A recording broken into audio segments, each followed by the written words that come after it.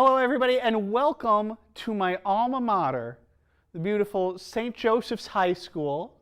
This is where I went to high school.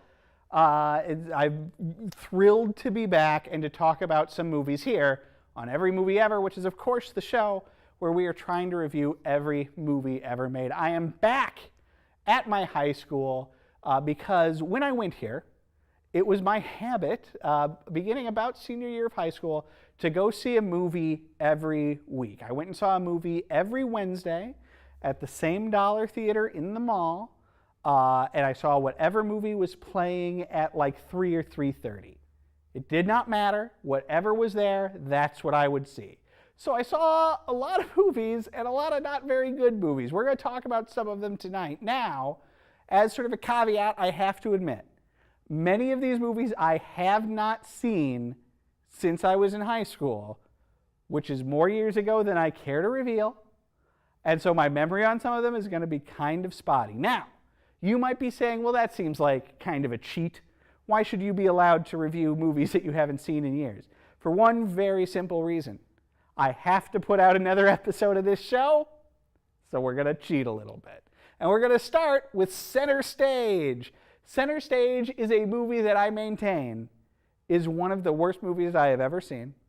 And it was at the time, it was the very first movie I ever walked out on. And I walked out on it, I don't think with very much left. I think there was maybe 5 or 10 minutes left. But I just didn't want to be there anymore. So I left.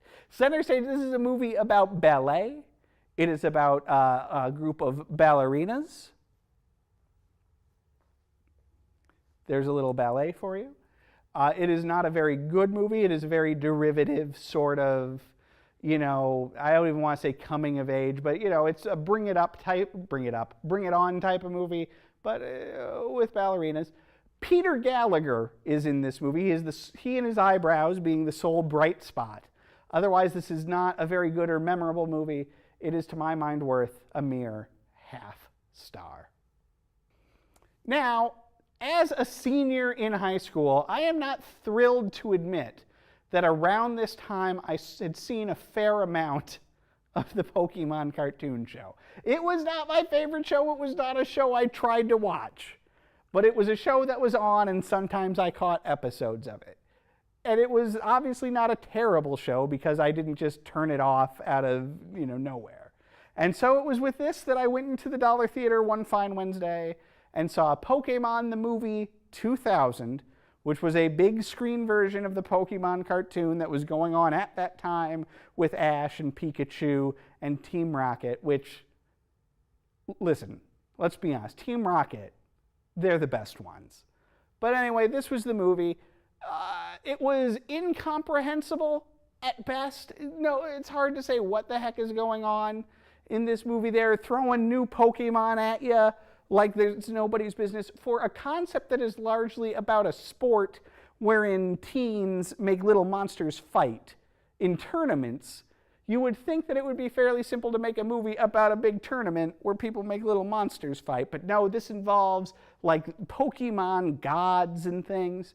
This movie's main redeeming quality is at one point there is some sort of mysterious Yoda-like Pokemon who is one of the rare kinds of Pokemon that I guess can talk in more than just saying their name, instead of just going Pikachu or Squirtle. This one can carry on a whole conversation. I don't know what his name is. I don't care. All I know is he comes out of his little cave at one point, it is snowing, and he goes, I wish I had some pants. And then it cuts away. That was hilarious. And that is why I can give this movie an entire 1 star. So Saturday Night Live has certainly made a number of movies based on its more popular characters. Certainly Lorne Michaels is not the type to turn down a buck.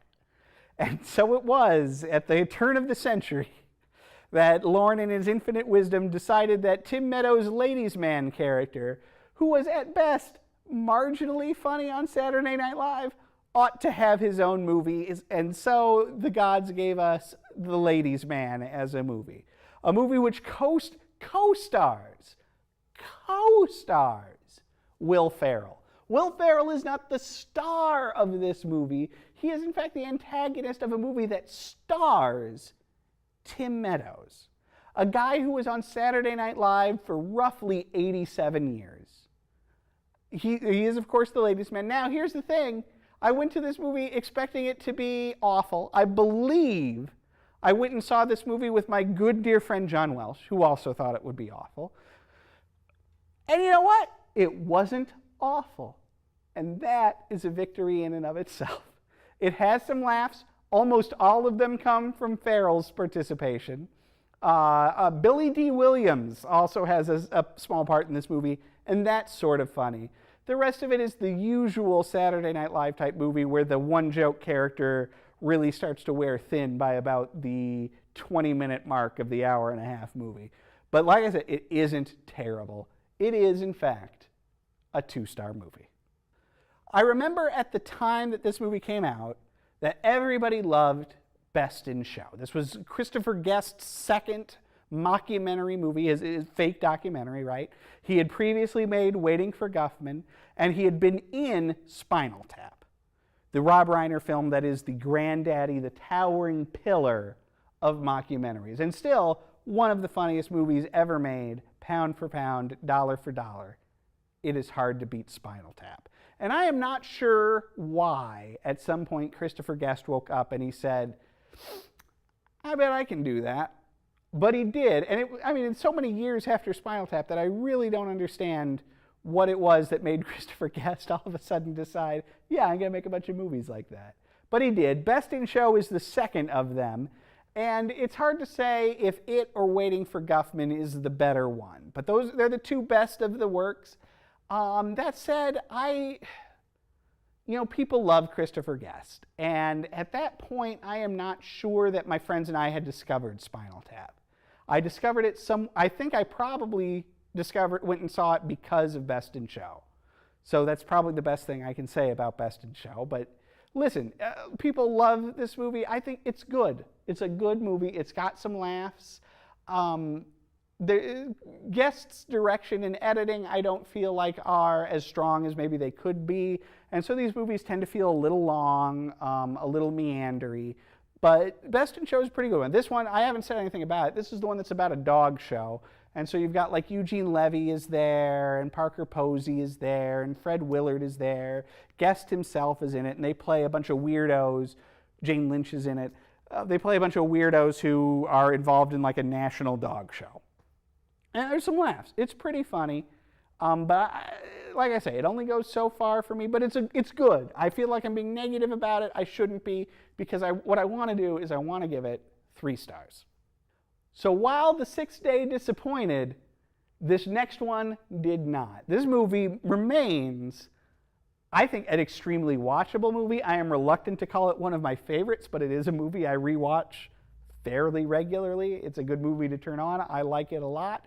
What movie am I talking about? Allow me to bring you up to speed by giving you one of the memorable lines, the catchphrase, if you will, of this movie, a line that has gone down in movie dialogue history.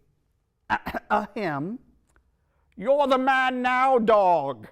That's right, I am talking about Finding Forrester, the movie wherein Sean Connery, in what has to be his last good movie, is a recluse author who befriends a young man from the inner cities who is very smart, not getting the opportunities he needs, and helps him to grow as a person and as an author. It is a very good movie. F. Murray Abraham is also in it as the bad guy and is largely just playing Salieri from Amadeus again. Apparently, if you're F. Murray Abraham, they only call you on the phone if they have a character who is a vaguely Salieri-type character.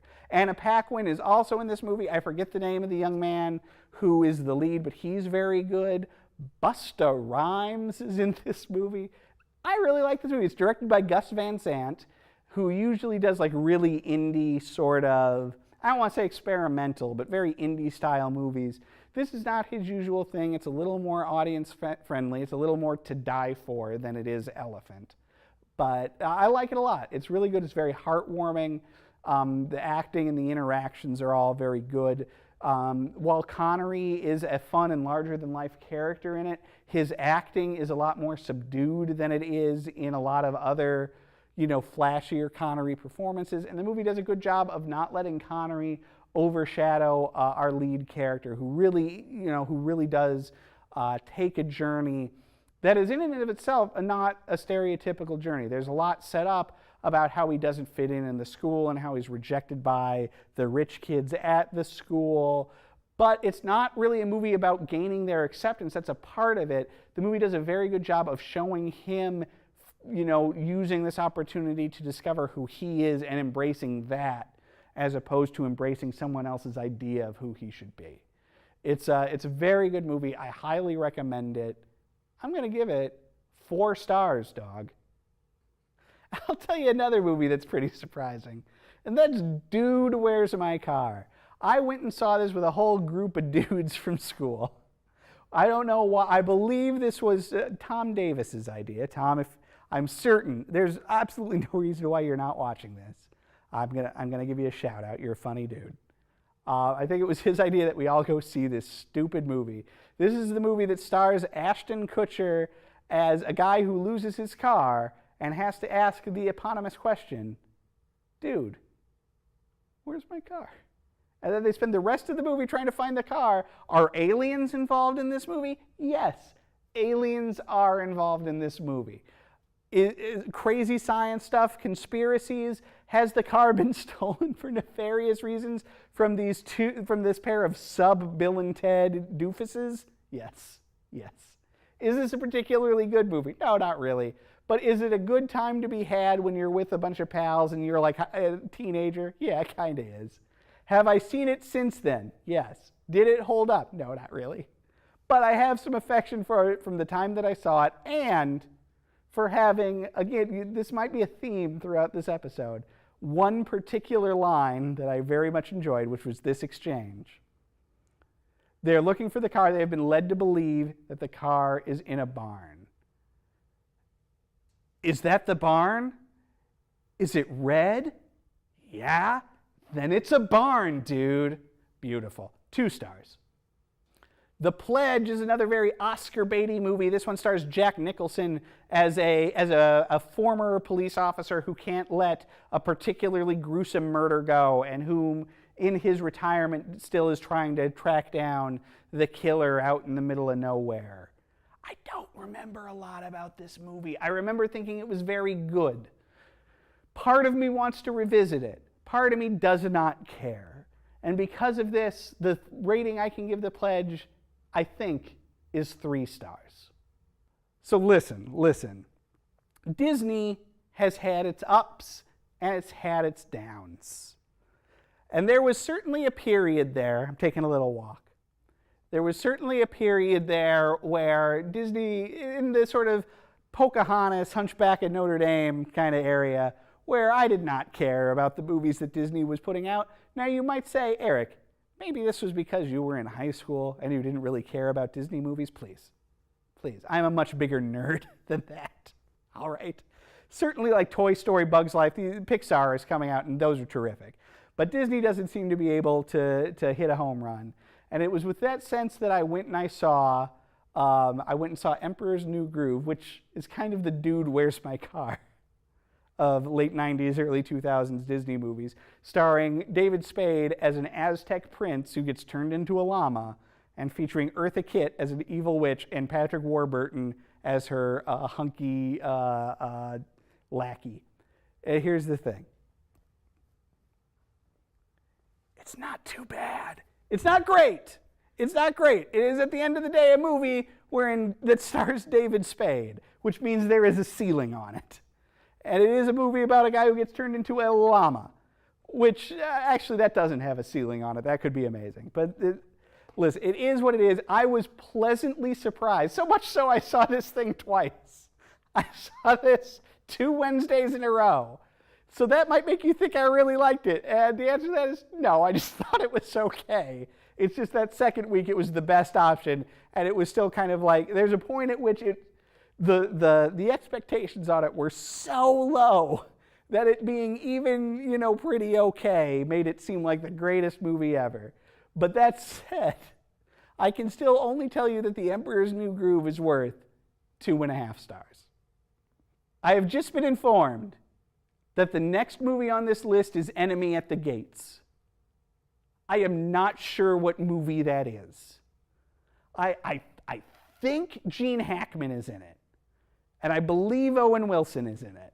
I believe this is the movie where Owen Wilson is a fighter pilot. This is the plane.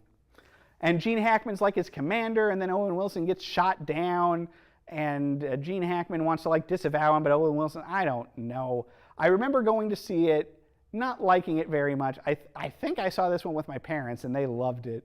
I remember not thinking it was great, so much so that I am still not sure if that's the movie or if I'm confusing it with another early 2000s generically titled thriller. I'm not sure. I've also been informed that I give this movie 2 stars, and I'm gonna believe that. Shrek. Shrek was probably one of the better movies, I mean, excepting Finding Forrester, that I saw that during that period. Shrek's pretty good. It was certainly a pleasant surprise. It was a nice change of pace, particularly from the sort of fare that Disney was putting out. It's a movie that, you know, it was an early sort of postmodern fairy tale. It was very very self-referential, and features a lot of jokes like about fairy tales, like there's jokes about Pinocchio and stuff. This is the movie where Mike Myers voices a big green Scottish ogre, and Eddie Murphy is a donkey who's named Donkey, which is kind of a fun joke in and of itself. And it really plays with a lot of the tropes of fairy tale and animated movies, wherein the hero is an ogre, and the princess doesn't necessarily need saving per se. She's just trying to like hook a man or something. There's a lot of fun side. The gingerbread man is particularly amusing. The villain is played by John Lithgow, is pretty fun. There's a great exchange between John Lithgow and the gingerbread man, wherein he is interrogating the gingerbread man about whether or not one of them knows the muffin man. That's kind of fun. This is a movie that in recent years, I don't understand why, but a large portion of the internet has become obsessed with Shrek. People really love it. I don't get it. I think it's good. I liked it at the time. I don't think it has aged particularly well. It's one of those fairly early CG features that when you watch it now, the animation looks pretty rough, which is sort of not its fault, but I mean, it does impact what you're going to think of it. So it's a fun movie for sure, and that's why I'm going to give it 3 stars. Evolution is a super forgettable movie that stars David Duchovny. It was directed by Ivan Reitman. Now, I went to see this movie because I love Ghostbusters, and this was a Ghostbusters-y looking movie from the director of Ghostbusters. Here's the thing. Evolution has almost the exact same plot, beat for beat, as Ghostbusters, except instead of ghosts, they're aliens. Down to that the evolutioners have to fight a giant thing that is not unlike the Stay Puft Marshmallow Man at the end of it. This is a lousy and forgettable movie, 1 star. You know what ought to be an exciting movie? An exciting movie ought to be a racing car movie, right? Right? The cars are whipping around the track, especially like a Formula One race car movie where you go to like Europe or whatever. That's what Driven is. It's a movie that stars somebody who I don't remember, but features Sylvester Stallone and Burt Reynolds. But it is a boring and forgettable movie. The best thing I can tell you about Driven is that I was working, as you may know, I am a television professional. And I was working with a camera crew from out of town one day, not super long after this, 3-4 years after this. And we were chatting, and they said that the previous job they had just had was, well, I guess not the previous job, but a job they had had in the past, was that they shot the DVD extras for Driven, which means they got to interview Stallone and Reynolds. I was super excited. I was like, you guys what was that like? That had to be amazing. And they were like, it was fine. I'm still mad at those guys. Who also, during the shoot, I'm not going to tell you what we were shooting. It doesn't matter, and I don't want to get anybody in trouble. But we were filming something that had a big crowd of people around it. A guy comes over to us, and he says, hello, I am the manager of Ted DiBiase, the $1 Million Man, the famous wrestler. He is right over there. He would be very happy to be interviewed for your video. The producer I'm working with is like, yeah, great, we'll come over there. I am like, oh my God, we're going to go meet the $1 Million Man. Then as soon as the manager leaves, the producer's like, we're not doing that. What does that have to do with the movie Driven? Not really anything. It's worth 1.5 stars. So a thing that was big in the 90s, if you don't remember, was Tomb Raider. It was a very big video game. People really liked it. It was a video game where you got to run around tombs, and let's be honest, people liked it because the whole time you were looking at a lady's butt. That was why that game was popular. Now, looking at it now, it is a butt that is very, pixely and squared off because it was not early, but it was kind of an early computer game, and the graphics weren't very good. But man, the nerds loved it. I'm a nerd. Man, the nerds loved it. I didn't really get into the game. And so they decided to make a movie starring Angelina Jolie as Tomb Raider. This is called Lara Croft Tomb Raider. It is not a bad movie, but it's not very good. I wish I could tell you this was a fun movie, that it was a fun Indiana Jones takeoff. Angelina Jolie is certainly a movie star, and this is certainly a movie that features Rimmer from Red Dwarf in it. That's for you super nerds out there. But it's not particularly creative. It's not particularly memorable. It's, I guess, diverting for the couple of hours it goes, but it obviously never reaches the height of an Indiana Jones, and it never really reaches the height of a Indiana Jones ripoff, really. It just kind of lays there. In all good conscience, I can only give this movie, I think, 2 stars. I have a real bone to pick with our next movie. This movie's called Spy Kids. This is a movie from Robert Rodriguez, who is a super weird exploitation filmmaker, but who once in a while says, I'm going to make a kids movie. I don't know what that's all about. This is the guy who made like Desperado and Sin City, and he's like, I'm going to make this movie. It's called Spy Kids. It's about kids. They're spies. Now, to be fair, their parents are spies. We think their parents get killed. Spoiler alert, they don't. And so the kids go off to be spies, I don't know, to find out what happened to the parents or something. I think one of the parents is Antonio Banderas. I don't remember who the other one is. Maybe Salma Hayek?